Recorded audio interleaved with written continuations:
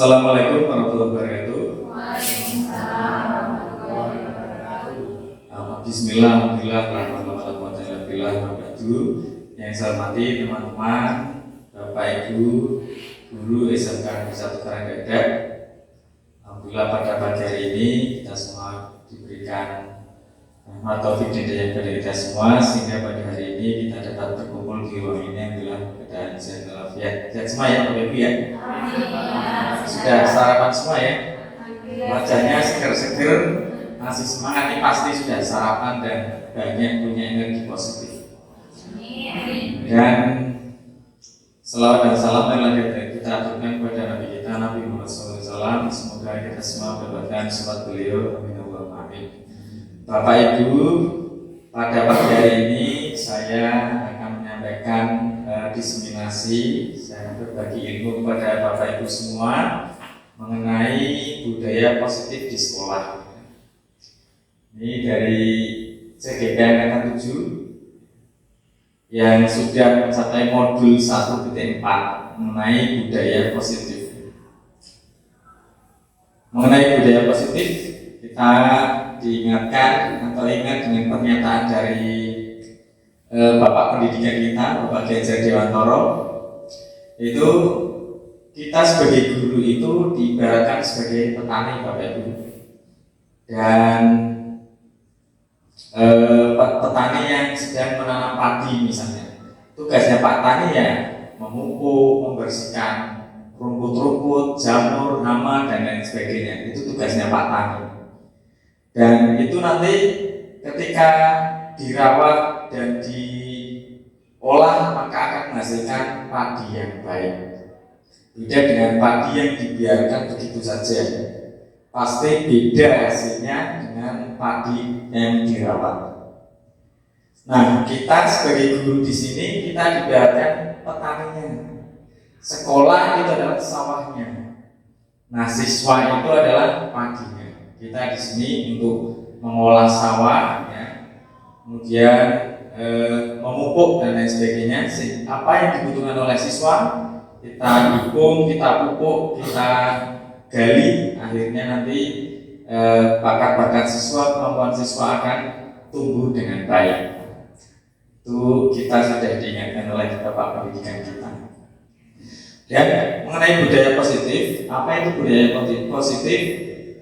Budaya positif suatu kebiasaan yang bernilai positif, di dalamnya mengandung sejumlah kegiatan yang mampu menumbuhkan karakter murid. Jadi pembiasaan yang dilakukan terus-menerus namanya pembiasaan, harus dibiasakan ya Bapak Ibu, sehingga itu nanti menumbuhkan karakter yang baik pada murid. Kemudian budaya positif ini harus kontinu terus-menerus dan harus kerjasama dengan semua pihak, sehingga nanti akan hasilnya akan bagus. Jadi budaya positif ini tidak instan langsung sekali langsung jadi, tidak, berproses, bertahap, sedikit demi sedikit. Nanti yang sudah bagus nanti mempengaruhi yang lain yang kurang bagus, sehingga akan ikut menjadi bagus. Ini jadi budaya positif seperti itu.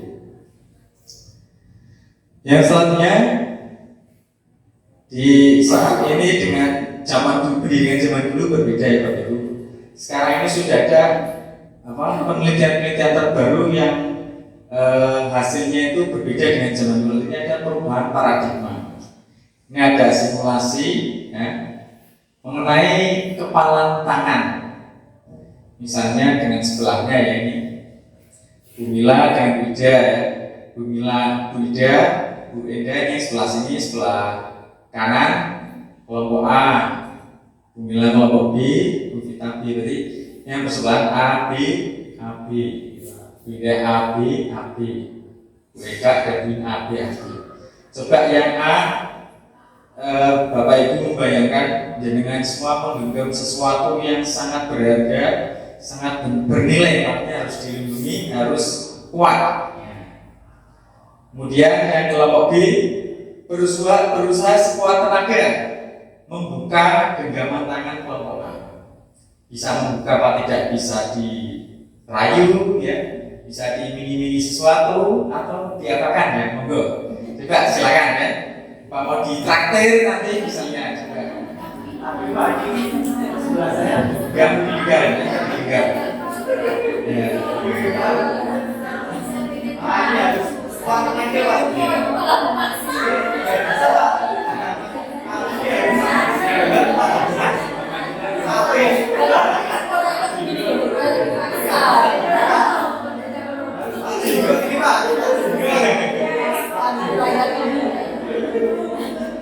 Ya cukup Bapak Ibu ya. Apakah ada yang berhasil membuka atau terbuka? Belum ada yang berhasil ya. Tapi kalau pesertanya banyak, ada ya karena iming-imingnya besar, mau dikasih apa itu bisa saja ya. Ada yang tetap konsisten, konsekuen di genggam kepalanya. Nah ini ternyata ini ada makna filosofisnya Bapak Ibu ya dari kepalan tangan ini.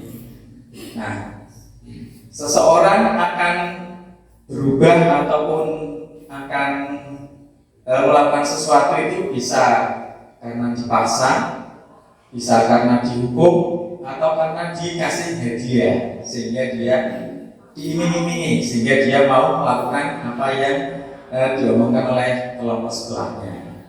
Nah ini seperti itu. Ternyata ini zaman dulu ya, sekarang sudah mengalami perubahan. Sekarang ada beberapa perubahan paradigma mengenai perkembangan anak. Di situ ada teori ilusi kontrol.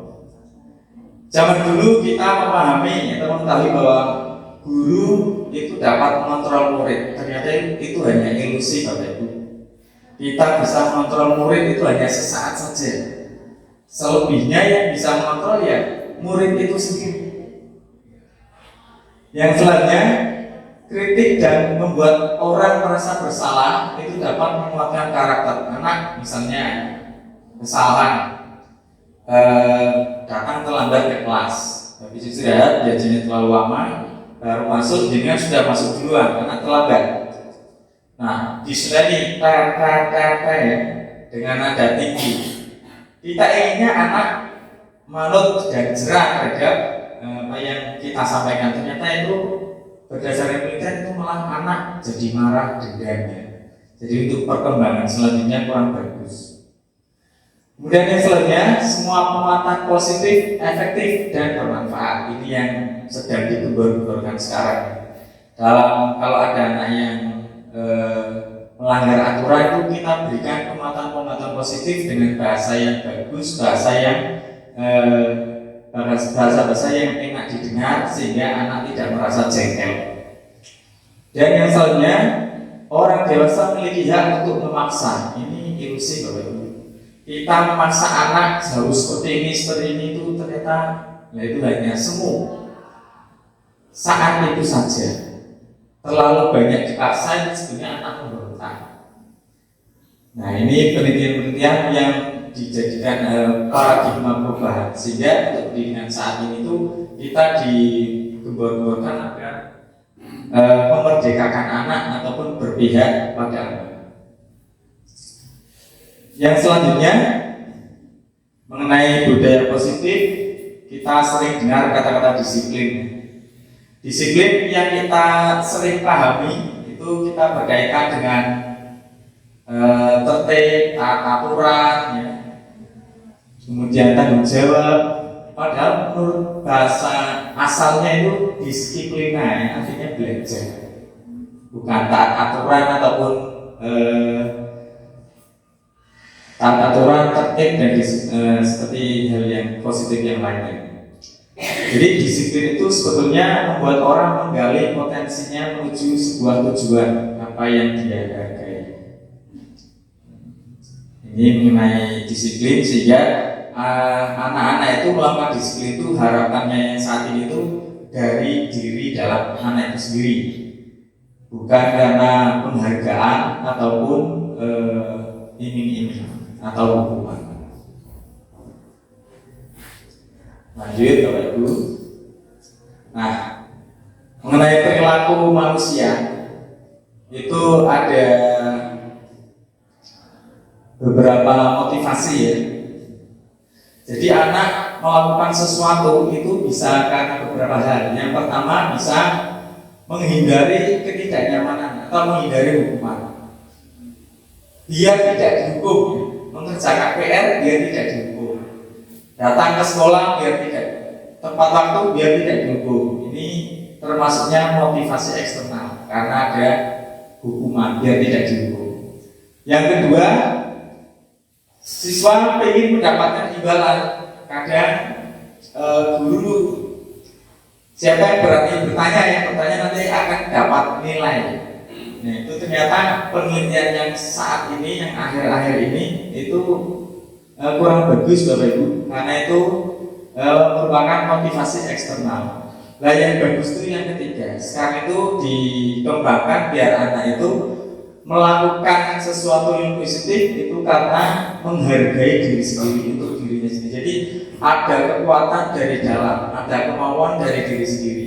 Tidak perlu dipaksa-paksa, tidak perlu diancam hukuman, tidak perlu karena hadiah. Mungkin karena kalau diberi hadiah ada efek-efek negatifnya. Yang tidak dapat nanti kadang yang dapat terus. Itu seperti itu diantara dampak negatifnya. Yang selanjutnya dihukum oleh penghargaan. Jadi penghargaan itu berpengaruhnya pada jangka panjang itu dampaknya negatif, kalau jangka pendek positif. Jadi dampak baiknya hanya jangka pendek saja. Untuk selanjutnya dia ketergantungan melakukan suatu hanya karena penghargaan hadiah. Penghargaan menghukum itu tadi ya.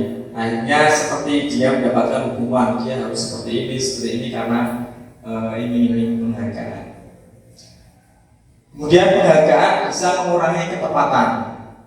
Misalnya di dalam kelas kebetulan yang bisa menjawab ataupun yang bisa melakukan sesuatu yang di kelas itu ternyata anak nakal, ya. Nah, itu kan kurang tepat. Dan yang selanjutnya penghargaan tidak efektif.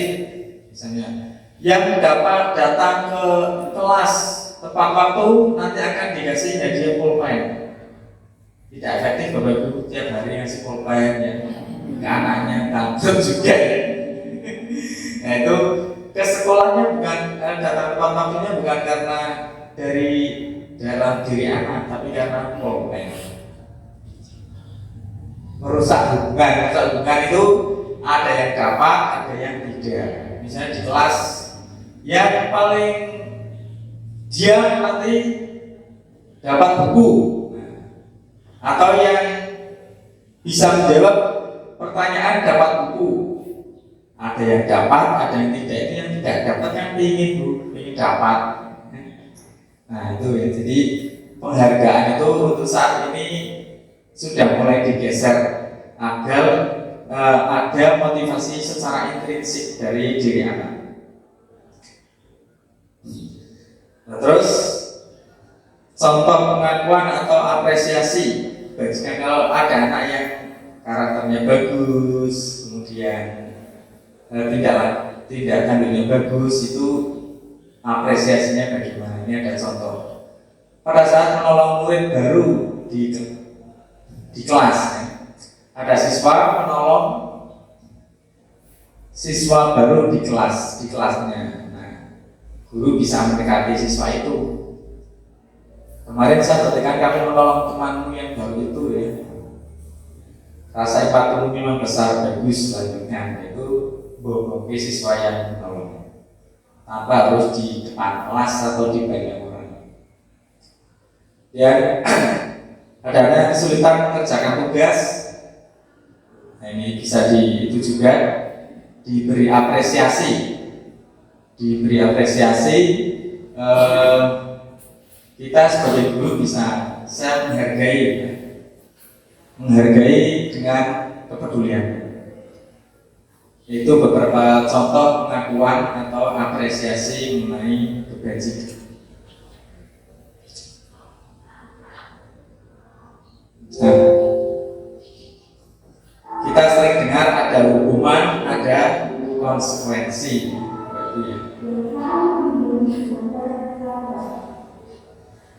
Kalau hukuman untuk saat ini tuh dipandang kurang baik ya. Yang lebih setingkat lebih baik dari hukuman itu adalah konsekuensi. Coba Bapak Ibu dari tayangan di depan itu mana yang hukuman, mana yang konsekuensi, Bapak Ibu. Nomor 1, mencatat 100 kali di dalam buku. Saya tidak akan terlambat lagi. Ini saya dulu pernah ya Bapak Ibu. Saya dihukum seperti ini pernah ya. Dulu ketika sekolah ya. Nomor 1 termasuknya apa? Hukuman ya. Betul ya. Nomor 2, lari keliling lapangan basket 2 kali karena terlambat hadir di sekolah. Hukuman. Nomor 3, murid diminta push up 15 kali karena tidak menggunakan masker. Hukuman apa konsekuensi? Murid diminta push up karena tidak menggunakan masker.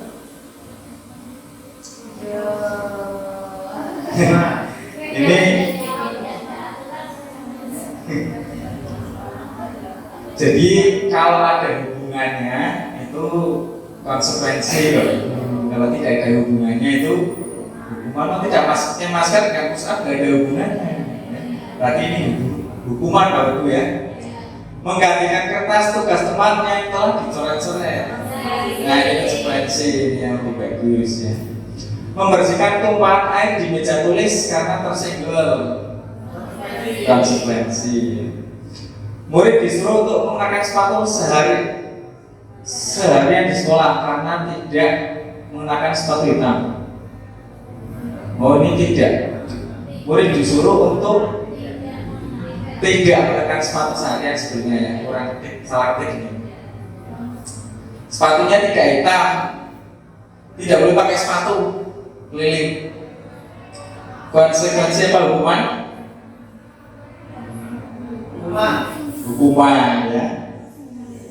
Yang terakhir, lari mengelilingi lapangan basket 2 kali karena terlambat 10 menit untuk pelajaran PJUK.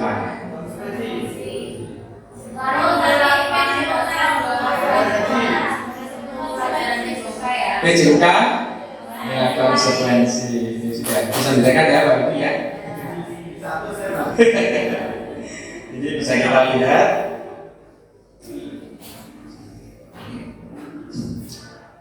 Mencatat 10 kali dalam ini ya hukuman tadi tidak betul. Lari karena terlambat juga hukuman. Murid diminta push up hukuman. Nah, ini menggantikan kertas konsekuensi. Bersihkan teman air konsekuensi. Lari lakukan pada jam PJUK konsekuensi. Berarti ini selain jam PJUK itu hukuman Bapak Ibu. Sampai di sini mungkin ada yang mau disampaikan atau ditanyakan? Bu Ega, monggo. Assalamualaikum warahmatullahi Waalaikumsalam. Tapi kan bahwa kalau motivasi itu harus tumbuh dari dalam. Nah, misalnya selama ini saya sendiri saat pembelajaran itu memberikan hadiah kepada siswa, yang nilainya 100. Itu apakah diperbolehkan atau tidak? Kemudian bagaimana untuk menumbuhkan motivasi dari dalam diri siswa tersebut? Terima kasih. Ya, terima kasih Bu Indah. Ini Bu Indah menanyakan kalau ada anak nilai 100 kita mau memberi hadiah boleh apa tidak? Jadi untuk saat ini sekarang ini memang digembor-gemborkan agar penghargaan itu dikurangi secara umum ya. Kita ada ragu-ragu Bapak Ibu kalau kita memberikan apresiasi, masih diperbolehkan memberikan apresiasi ataupun penghargaan pada siswa yang berprestasi, yang mempunyai karakter unggul ya. Tapi dengan cara khusus Bapak Ibu, artinya secara pribadi ya. Mungkin anaknya dipanggil ke kantor ya. Masih boleh Bapak Ibu secara pribadi, secara khusus. Jadi tidak seluruh temannya itu nanti kalau di depan teman nanti iri yang lain ya. Mungkin dia bangga wah saya dapat hadiah ini. Nah, kebanggaannya mungkin bisa menimbulkan efek negatif sombong, menghina temannya. Nah, kalau dipanggil secara pribadi, secara khusus itu keirian teman itu bisa terkurangi, ya, bisa dihilangkan. Kemudian kesombongan juga bisa diredam. Itu jadi kemudian mengutamakan proses itu ya, mengutamakan proses. Artinya tetap dinasihati. Ini kamu jangan sampai rajinmu atau nilai prestasi bagus hanya karena ini saja, tapi terus berjuang ya. Jangan berjuangnya karena ingin hadiah. Mungkin itu beda. Untuk menimbulkan motivasi intrinsik ya, kita bisa berbagi pengalaman kepada anak ya Bu ya. Misalnya kita menceritakan dulu pengalaman kita sekolah. Dulu zaman sekolah, saya sekolah berangkat naik sepeda ya. Saya mengukur waktu dari rumah ke sekolah butuh berapa menit, maka saya harus bangun lebih pagi. Kemudian di sekolah saya ya diceritakan pengalaman-pengalaman Bapak Ibu semua yang bagus, yang bisa menimbulkan energi yang bagus bagi siswa. Atau juga kita berkolaborasi dengan anak, jadi anak itu didekati ya. Didekati, kita berkolaborasi, kita seperti sebagai teman, sehingga anak itu nyaman dan bisa semangat dari dalamnya bisa tumbuh. Jadi cerita-cerita sedikit itu pun berpengaruh pada siswa Bapak Ibu ya. Pengalaman-pengalaman daripada penjelasan pelajaran terus mungkin anak ada bosannya. Jadi diselingi pengalaman kita, pengalaman orang lain sehingga motivasi anak bisa terbakar atau berkobar-kobar lagi. Mungkin itu ya, beda ya. Kita lanjutkan. Kemudian yang selanjutnya ada istilah restitusi. Ini sudah sering dengar atau baru dengar Bapak Ibu? Ini hukuman itu sudah dampaknya negatif. Restitusi itu positif, tapi ada yang lebih bagus lagi yang namanya restitusi. Ini di atas konsekuensi. Jadi restitusi adalah proses menciptakan kondisi bagi murid untuk memperbaiki kesalahan mereka, sehingga mereka bisa kembali pada kelompok mereka dengan karakter yang lebih kuat. Restitusi juga merupakan proses kolaboratif yang mengajarkan murid untuk mencari solusi untuk masalah mereka dan membantu murid berpikir tentang orang seperti apa yang mereka ingin menjadi atau tujuan mulia, dan bagaimana mereka harus memperlakukan kepada orang lain. Jadi restitusi itu anak tidak langsung dihukum Bapak Ibu ya. Misalnya ada guru yang tidak masuk kelas dan ada guru piket masuk ke kelas. Ada anak yang kadang bukan guru mapelnya itu kadang disepelekan, malah dongeng sendiri atau malah rame dan lain sebagainya. Nah itu misalnya ada seorang guru masuk ke kelas pelajaran matematika, ternyata ada anak yang hanya ngobrol sendiri tidak perhatikan tugasnya. Nah itu kita dekati dulu guru piket, kok masih tetap ngeyel, ayo kerjakan, nanti saya dimarahin Pak, misalnya Bu Ani misalnya, ayo dikerjakan, kalau nggak dikerjakan nanti saya dimarahin Bu Ani nanti, ayo. Nah, malah mainan sendiri, akhirnya yang guru piketnya cerita ke Bu Ani, Bu ini tadi ada dua anak ini, saya kasih tugas jenengan malah ngobrol sendiri tidak menggubris. Nah nanti Bu Aninya dipanggil, jadi tidak dimarah-marahin di depan kelas. Kemarin ada dua anak yang tidak menghargai saya sudah mengasih tugas lewat Bu ini dua orang ini yang hanya ngobrol sendiri tidak menghargai sama sekali. Nah, itu bukan seperti itu saja. Caranya dua anak itu dipanggil, kita tanya dulu ya. Misalnya saya buatnya, saya dapat laporan dari guru piket, kalian katanya dikasih tugas kok malah ngobrol sendiri, ada apa, ditanya-tanya dulu. Kamu ingat nggak dulu tentang kesepakatan di kelas kalau pembelajaran bagaimana? Nanti dikorek dulu. Ya ingat kalau pelajaran harus semangat, harus patuh pada guru gitu. Berarti salah apa benar itu tindakanmu, salah Bu. Terus kamu bagaimana? Saya akan minta maaf misalnya. Itu rasa seperti itunya biar tumbuh dari siswa. Nah itu restitusi. Jadi siswa itu nanti kembali ke kelas dan kepada guru yang bersangkutan itu nanti tidak ada masalah. Artinya bisa selesai dan anak menjadi kuat. Ini gambaran dari restitusi. Ini ciri-ciri restitusi, tidak untuk menebus kesalahan, kemudian bukan paksaan ya, tawaran. Kamu harus bagaimana? Ini ditawarkan, ditanya, tidak langsung dihardik ya. Kemudian menuntut untuk melihat ke dalam diri. Restitusi juga mencari kebutuhan dasar yang mendasari tindakan. Tindakannya apa tadi kok seperti itu. Kemudian cara yang paling baik ini restitusi, di atasnya konsekuensi. Dan fokus pada karakter bukan tindakan, fokus pada solusi. Jadi yang namanya anak ada kesalahan tidak diungkit-ungkit salahnya, tapi dicari solusinya. Kamu harus bagaimana? Harus meminta maaf, apalagi mengerjakan tugas yang ketinggalan. Seperti itu berarti solusi. Tidak hanya di marah-marahin terus-menerus. Kemudian restitusi membalikkan murid yang berbuat salah pada kelompoknya. Kembali ke kelas itu tidak bermasalah. Ini diantara perbedaan hukuman, konsekuensi, dan disiplin. Kalau yang bernilai negatif itu adalah hukuman, itu dampaknya negatif ya. Hukuman suatu yang menyakitkan harus terjadi. Jadi yang mendapatkan hukuman itu merasa tersakiti.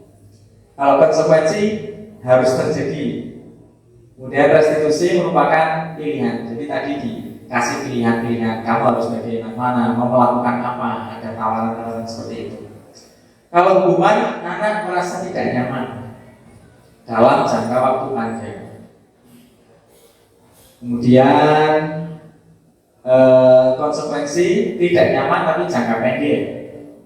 Kalau restitusi dia menjadi kuat kembali dalam waktu jangka panjang. Ini jadi kalau dinilai itu hukuman itu nilainya negatif. Kalau konsekuensi itu netral, sedangkan restitusi positif. Nah ini yang paling bagus yang saat ini sedang digencarkan oleh Kementerian Pendidikan dan Kebudayaan. Ya, restitusi. Bukan prostitusi, tapi restitusi. Mungkin ada yang mau disampaikan atau tanggapan mungkin? Monggo, Bu Vita, pakai mic. Matur nuwun atas kesempatannya. Saya ingin menanggapi yang berkaitan dengan hukuman, Pak. Saya setuju dengan yang disampaikan Pak Muslim bahwa hukuman itu memang cenderung menyakiti hati anak yang menerima hukuman tersebut, walaupun mungkin sebenarnya anak tersebut salah, itu efeknya akan menyakiti hati anak. Karena pengalaman pribadi saya dulu pada saat sekolah karena tidak mengerjakan PR itu langsung mendapat hukuman untuk lari keliling lapangan. Kemudian pernah juga diminta untuk karena tidak mengerjakan PR itu setelah lari keliling lapangan belum selesai itu hukumannya, diminta untuk berdiri di depan kelas. Itu kan kalau untuk anak perempuan kan malu ya Pak ya. Nah, yang saya rasakan itu sakit hatinya kenapa kok guru tersebut tidak menanyakan dulu. Harusnya kan digali dulu kenapa ada yang tidak mengerjakan PR, alasannya apa. Karena waktu itu kan tidak mengerjakan PR-nya itu karena sedang merawat orang tua yang sakit kebetulan. Nah, pengennya kan sebagai guru ada rasa empati menanyakan dulu harusnya kan ada empati, menanyakan dulu alasannya apa, kemudian nanti ada diberi nasihat-nasihat atau memotivasi biar siswanya lebih rajin lagi atau lebih bisa mengelola waktu walaupun di rumahnya sedang ada banyak kendala atau ada masalah. Terima kasih Bu Vita atas tanggapannya, ini bagus sekali ya, menceritakan pengalamannya dulu. Jadi dulu pernah dihukum lari keliling lapangan 7 kali, kemudian disuruh berdiri di depan kelas. Lalu pengennya itu ditanya, kenapa kau tidak mengerjakan PR? Jadi untuk saat ini mungkin bisa menjadi pelajaran bagi kita semua ya Bapak Ibu, jangan langsung menghukum kepada siswa, disamaratakan. Mungkin bisa ditanya dulu ya, kenapa tidak mengerjakan PR?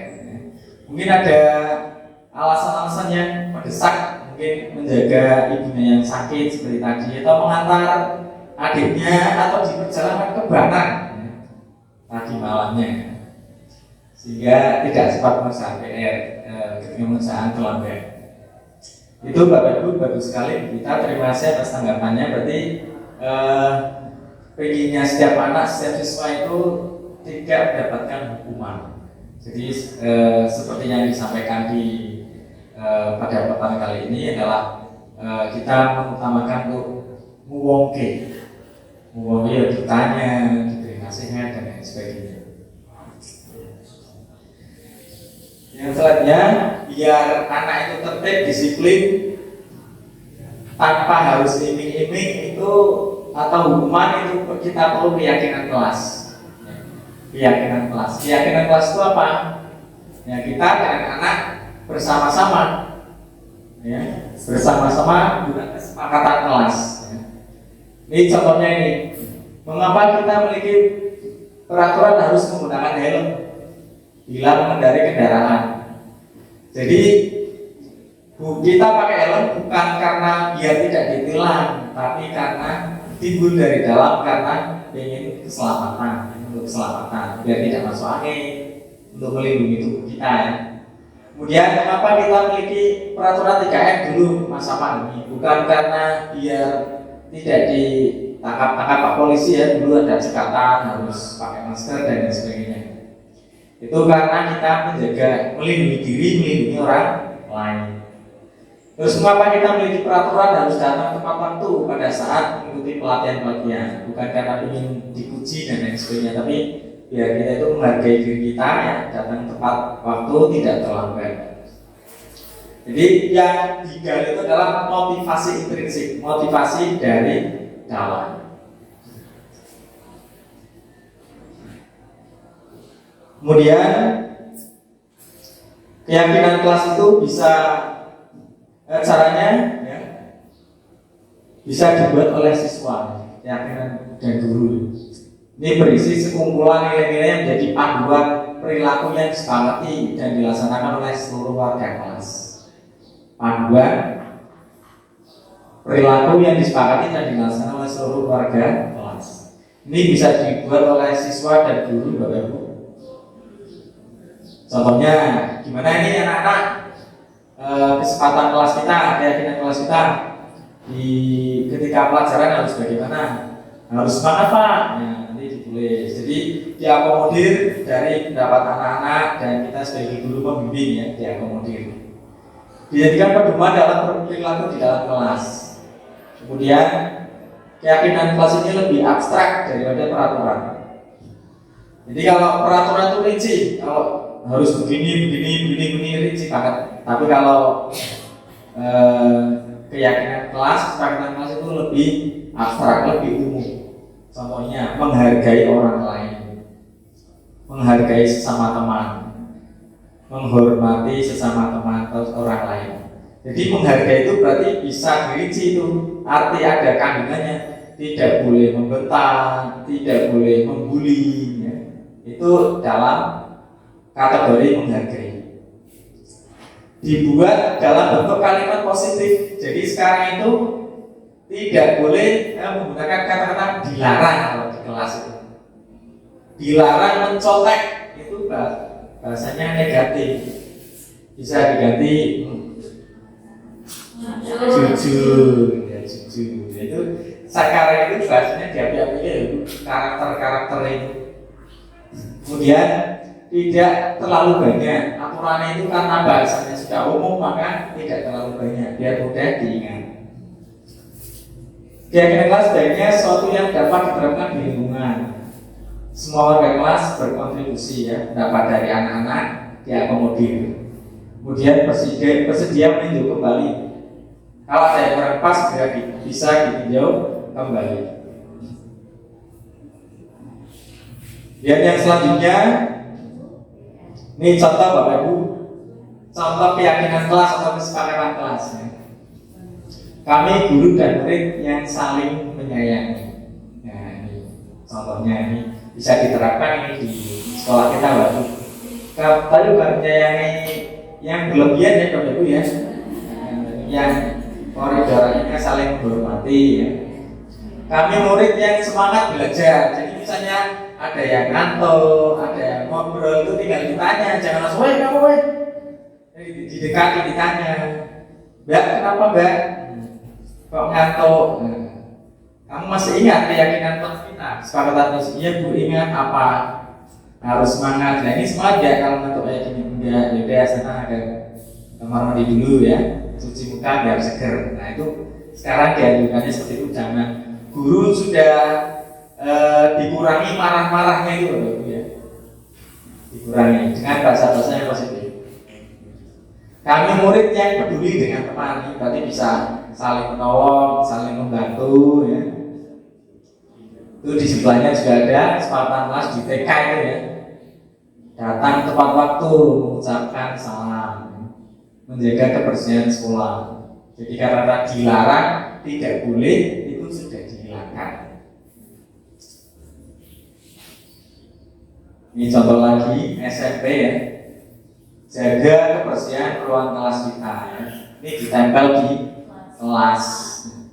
Jadi rumusannya apa? Bareng-bareng wali kelas dengan siswa, rumusannya ditampung, yang bahasanya sama dijadikan satu, akhirnya dirangkum, yaitu ditempel di kelas. Mari berkompetisi secara sehat. Mari lakukan yang terbaik buat kelas kita. Tidak ada kan kata-kata dilarang. Tapi ini perlu latihan Bapak Ibu ya, perlu latihan. Jadi perlu dibiasakan. Seperti ngandani anak-anak kita yang masih kecil tuh, ya. Oh coba ngebut, tidak tiba. Itu kan sering keceplosan seperti itu Bapak Ibu. Ternyata orang bagus ya. Barunya pelan-pelan saja. Itu kan perlu latihan Bapak Ibu ya. Kalau kegiatan parenting itu diajarkannya saat ini seperti itu. Penelitian ke depannya. Ini ada beberapa bentuk peraturan. Jadi saat ini bukan peraturan. Kalau peraturan itu satu arah dari guru ke siswa. Kalau keyakinan kelas kesepakatan bersama-sama. Selalu kembalikan buku ke tempatnya. Ini bisa keyakinan kelasnya tanggung jawabnya. Dilarang mengganggu orang lain. Dulu seperti ini dilarang ya. Nah, bahasa positifnya menghormati orang lain. Hadir di sekolah 15 menit sebelum pembelajaran dimulai. Ini bisa berkomitmen ya, menghormati orang lain juga. Dilarang melakukan kekerasan. Ini bisa menghormati, bisa menyayangi ya. Bahasanya diganti. Dilarang menggunakan narkoba, bisa menjaga kesehatan. Ini contoh-contoh bahasa dulu yang peraturan, sekarang keyakinan kelas bahasanya sudah lebih positif. Yang selanjutnya Bapak Ibu, ada posisi kontrol guru kepada teman ketika menghadapi kesalahan. Yang salah muridnya, gurunya itu bagaimana ya? Itu ada 5. Ada tipe penghubung, ada membuat merasa bersalah, ada dia seperti kayak teman, dan pemantau, yang terakhir adalah manajer. Ini Bapak Ibu, guru yang tipenya penghubung seperti apa? Misalnya ada anak yang salah, Itu bahasanya itu keren ya, langsung melotot, ya, nunjuk gini, ini berarti penghubungnya. Patuhi aturan saya, kalau enggak as. Nah ini kalau diterapkan di kelas untuk saat ini kurang bagus. Ya. Kamu salah terus nggak tahu mau benerin, ya itu juga penghubungnya. Nah ini anak dulu kalau dihubungi seperti ini. Misalnya selesainya akhir terus dimarahi, ini juga tipe-tipe penghubung.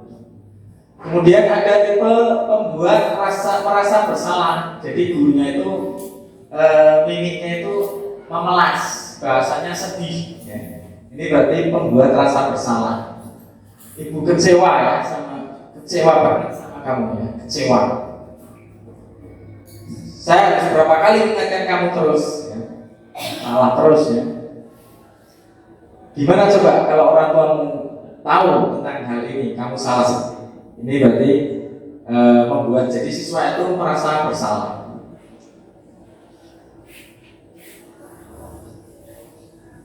Kemudian ada guru yang seperti temannya. Ayo dikerjakan biar cepat selesai. Ya. Bahasanya jadi gurunya itu dengan anak lebih sopan, tidak marah-marah. Ya. Kemudian ayo kerjakan, bahasanya itu biar orang tua kamu bisa banggakan orang tuamu. Ya. Kamu biar bisa mendapat ilmu yang bermanfaat, misalnya seperti itu. Ayo ingat dari kerja keras orang tuamu, kamu pendidikan, ayo kerjakan. Ya. Ini berarti seperti teman sendiri. Dan yang ketiga ada pemantau, tadi dia mengawasi, ya, memantau. Guru itu lebih banyak bertanya tentang kesepakatan kelas sebelumnya. Peraturannya apa? Apa yang telah kamu lakukan itu benar apa tidak? Nah, itu diberi pertanyaan-pertanyaan seperti itu. Ini berarti tipe guru pemantau. Yang terakhir ini ada posisi manajer. Ini bahasanya tidak perlu marah-marah, kemudian tidak perlu malangkrik begini ya, melotot, tidak perlu. Ini seorang manajer ini dia berwibawa ya, dan menanyakan kembali kepada keyakinan kelas sebelumnya. Apa yang kita yakini sesuai enggak dengan keyakinan kelas kita? Kalau kamu meyakini, kamu bersedia memperbaiki, ini dikuatkan lagi. Apa yang harus dilakukan dan sebagainya, ini berarti manajer ini menerapkan restitusi kalau yang sebagai manajer ini. Di antara 5 tipe guru ini yang sebaiknya kita lakukan ya, kita bisa menjadi yang nomor 3, nomor 4, yang paling bagus nomor 5. Nomor 1 dan nomor 2 ini sebaiknya kita hindari karena bisa berdampak negatif pada psikis anak. Mungkin itu Bapak Ibu mengenai diseminasi saya pada pagi hari ini sudah selesai ya. Semoga bermanfaat. Mungkin ada yang mau disampaikan Bapak Ibu? Sudah jelas? Sudah jelas ya? Alhamdulillah, terima kasih Bapak Ibu sudah bersedia mengikuti diseminasi kali ini. Semoga bermanfaat bagi kita semua. Kurang lebihnya mohon maaf. Assalamualaikum warahmatullahi wabarakatuh.